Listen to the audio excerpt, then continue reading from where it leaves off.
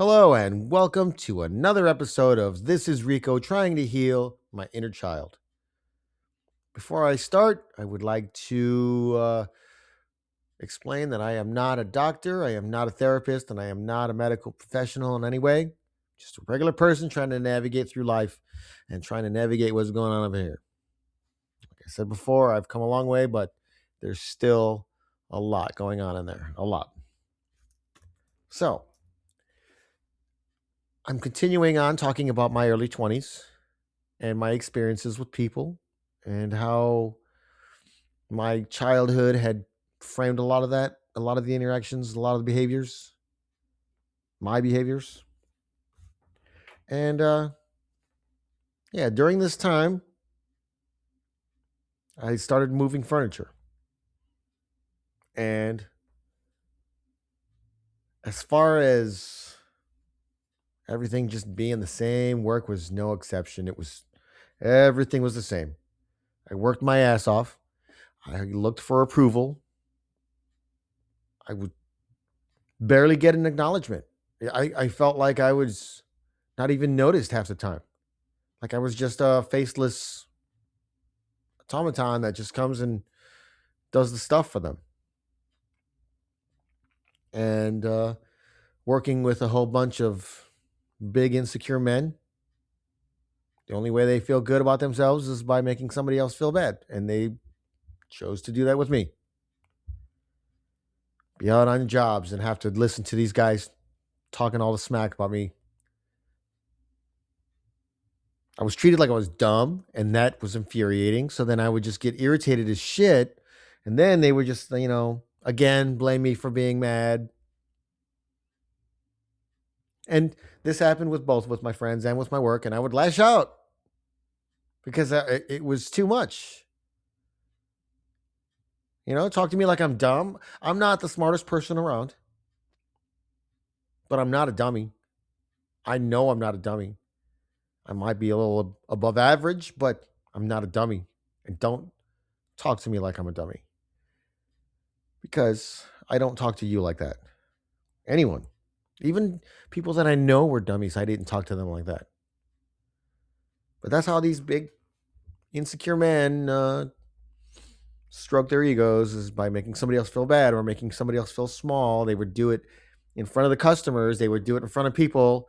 The public humiliation is another big giant trigger with me, because why do you have to make fun of me in front of them now? Why does it have to be like that? Why do you have to have everybody laughing at me? But nobody cared why I was angry. I would just get angry, and then they would, talk to me about being angry, and you got to calm down, blah. No, you need to understand why I feel this way and where this is coming from. But nobody ever tried. It was just push, push, push. As soon as you react, then the reaction is the issue. It was the same thing with my parents. It was the same thing with my friends. It was the same thing at my job. Nobody would ever really talk to me about any of it. It was just roll with the punches. I heard that one a lot. Just roll with the punches. I hate rolling with the punches. Listen to me for a second. And like I said, I'm not a dummy. I know I have an inquisitive mind, and it never stops. It never stops. I try to go to bed and it won't stop. It stops me from relaxing sometimes. It stops me from just taking it easy. Sometimes I'll be ready for bed, and then suddenly, hey, remember that one thing that you had? No, it won't stop thinking about it until I go find it. And it's frustrating, and it's exhausting, but it is how it is. It is what it is. I accept myself for who I am. But I'm going to take a real quick break, and I'll be back with some more. This is Rico trying to heal my inner child.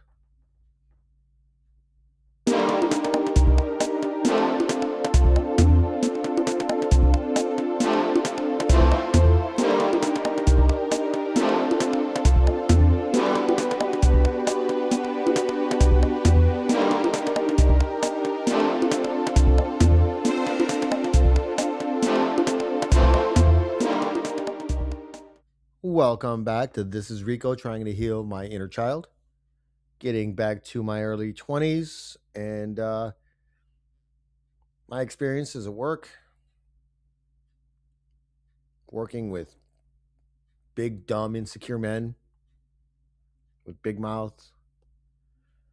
They kept, that's how they kept themselves superior. And that was all just triggering back to my dad just making fun of me all the time. You know, and guys just love to one up each other. They love to have a better story than whatever you have. Anytime you tell an experience, anytime you tell a story, they have a better story or they know somebody that has a better story. Always. And guys will just turn. And again, these are the people that in my life, people that were my friends and people that were, well, my brothers. They would turn on you at the drop of a hat. If you're trying to maybe talk to a woman at the bar, they were going to come and ruin it just because they were either going to try to steal her away from you or at least stop you from talking to her. And guys just did that all the time. You couldn't go out with a bunch of dudes and try to meet someone without them coming and trying to ruin it just because that's fun. You know, I'm still trying to figure out life. And yet I got to look over my shoulder all the time because of the people around me. I got to watch out for this guy and I got to watch out for this guy because I have to watch out. The fear is always there. It's the fear runs deep. Now I'm afraid they're going to try to get me like my dad said they would. You know? And I explained myself way too much with people that didn't give a shit. I would tell my story and I would tell my experiences. I would tell my side of things and it was always ignored. Only now do I realize I was just telling the story to the wrong people. I'm better at realizing who wants to hear it, who doesn't. I can tell right away if somebody doesn't, and I'm not going to force it on anyone. Sometimes I don't even tell my story to the people that do want to hear it because I've learned over time it's just hard to trust people. It's hard for me to trust people. I'm not saying people aren't trustworthy, but it's just I've dealt with untrustworthy people and they make me nervous. So, back in my mind, I'm nervous with everyone. There's a saying I use a lot. It's not that I don't trust him or it's not that I don't trust her. I don't trust anyone. And that was the fear and that was the doubt that was buried deep into my psyche when I was a very young lad. When I was very small, they were already, everyone's out to get you. And that stuff sticks with you. It really, you get careful with interactions even when you don't need to. That anxiety, that feeling of, is this the final boss? Am I going to have to fight the final boss? You're not even in a fight. You're just in a situation and you're just dealing with people and that's it. But I was always hearing that final boss music, always making me nervous, always thinking I was getting into something when I wasn't. And that was exhausting. Looking over my shoulder all the time. When I didn't need to, when I didn't have to, but I did because I felt like I did, because I convinced myself of all the things that they told me when I was a kid. And that wasn't very fun, but at the time I didn't know any better. So I'm going to take a real quick break and I'll be back with a little more. This is Rico trying to heal my inner child.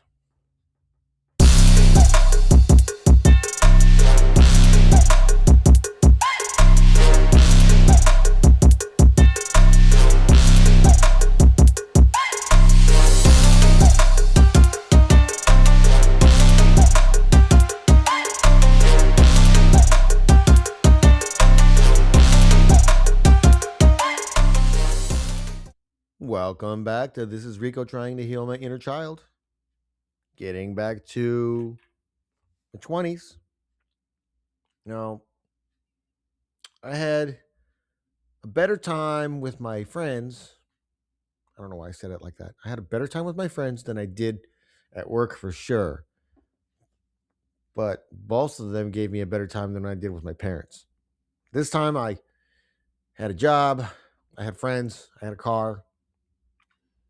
I would stay busy as much as I could. I would go somewhere, go to my friend's house. There was the one friend's house that we could hang out all the time, so I would be there all the time.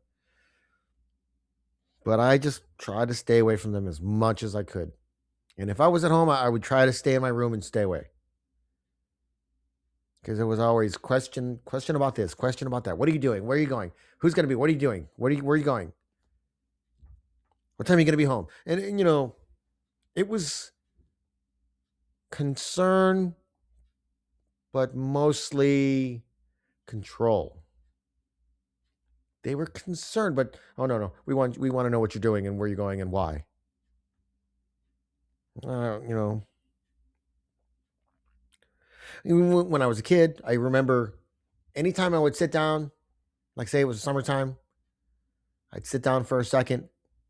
My mom would call me lazy. Lazy bones. You're a lazy bones. You lazy bones. All the time. But yet, if she wasn't like cooking food, she was on the couch with her cigarette, her novela, and her Pepsi on ice. And that's what she did. But if I sat down, then I was the lazy one. I was lazy. So that kind of stuck with me. And if I stay busy, then she can't call me lazy. If I go do stuff, I could be lazy somewhere else and she doesn't see me and she can't call me lazy anymore. So that's what I did. Always finding stuff to do. Always finding something to do, somewhere to go, somewhere to be. Go out with my friends. Go to the bar.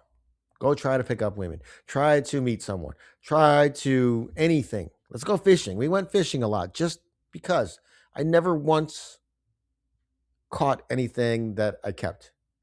Every single time I went fishing, it was a catch and release, and we're just there to do something.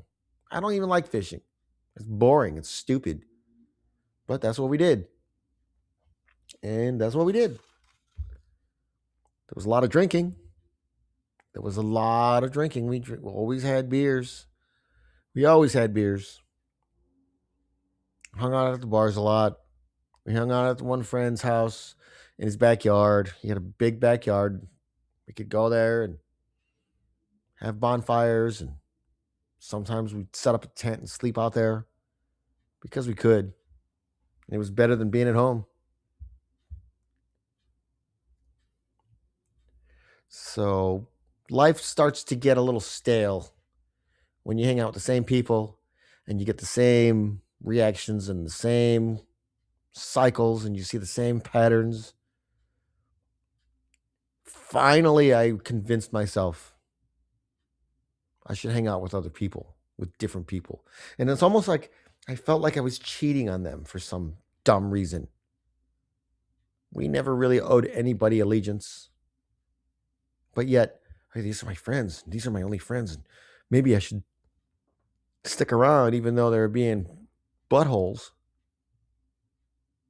Nah, I don't owe anyone allegiance. Neither do you. Nobody does.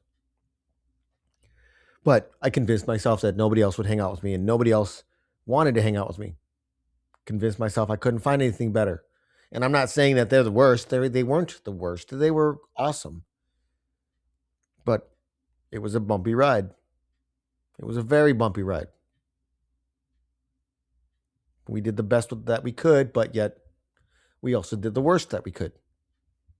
Does that make sense? So I'm going to take another quick break, and I'll be right back with the conclusion of this video of This is Rico trying to heal my inner child. I'll be right back.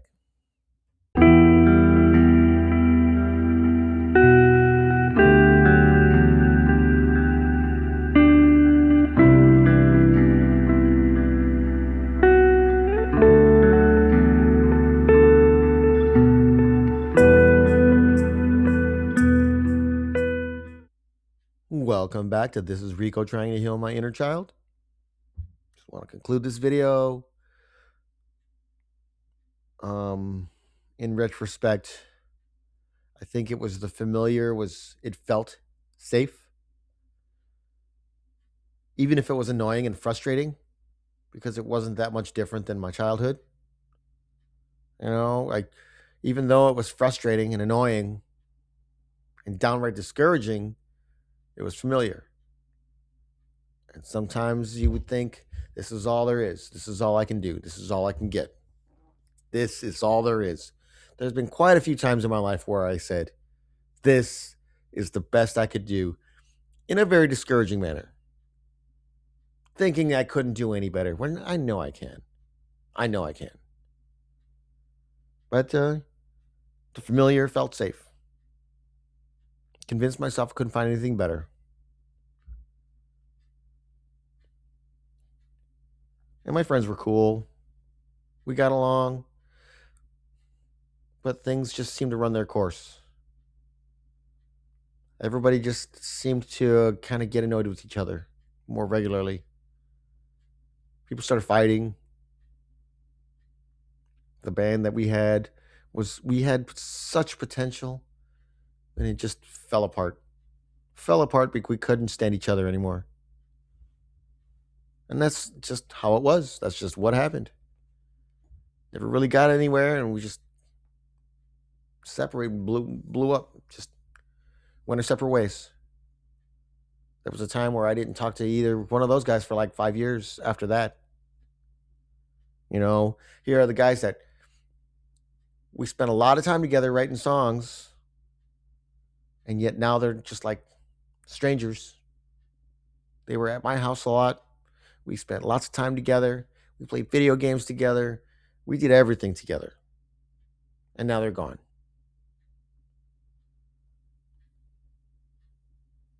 And that was part of what was very discouraging, was that, convinced myself, oh, nobody else is going to want to hang out. And then now these guys don't want to hang out. Now I'm thinking it's my fault. I'm thinking, oh, now they don't want to hang out with me. Nobody does.